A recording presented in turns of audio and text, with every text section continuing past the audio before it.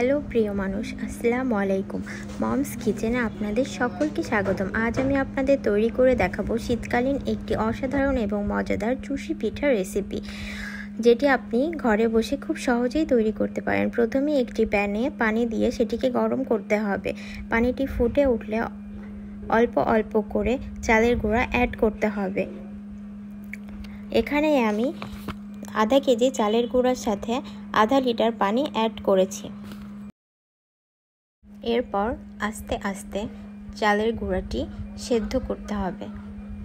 সেদ্ধ না হওয়া পর্যন্ত এভাবেই খুন্তির সাহায্যে নাড়তে হবে।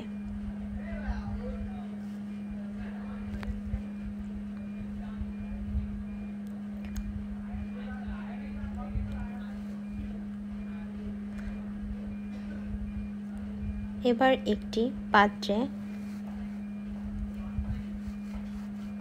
ঢেলে এটির সাহায্যে একটি ডো তৈরি করতে হবে। ডো তৈরি করার সময় হালকা করে উপর থেকে চালের গুঁড়া ছিটিয়ে দিতে হবে।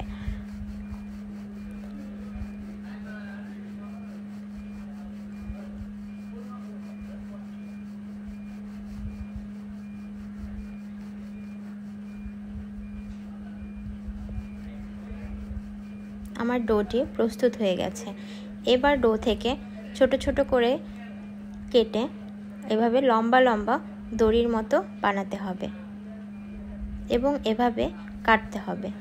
পিঠাগুলো খুব সহজেই কাটা হয়ে গেল। দেখুন কত সুন্দর করে কেটে নিলাম। ও আপনাদের তো একটা কথা বলাই হয়নি, এই পিঠাটি কিন্তু আমার মায়ের হাতে বানানো, আর মায়ের হাতের সব কিছুই অসাধারণ। এরপর আমি একটি হাঁড়িতে আগে থেকেই গরম করা দুধে 2টো এলাচ, 4টে তেজপাতা এবং গুড় সাথে চিনি অ্যাড করব।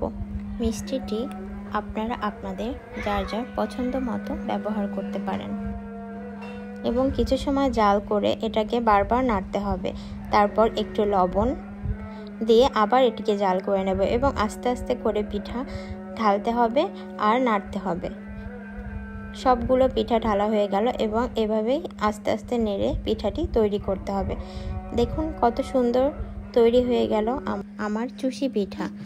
এটা বানানো খুব সহজ এবং খুব মজাদার। আমার ভিডিওটি ভালো লেগে থাকলে অবশ্যই সাবস্ক্রাইব এবং লাইক করতে ভুলবেন না কিন্তু।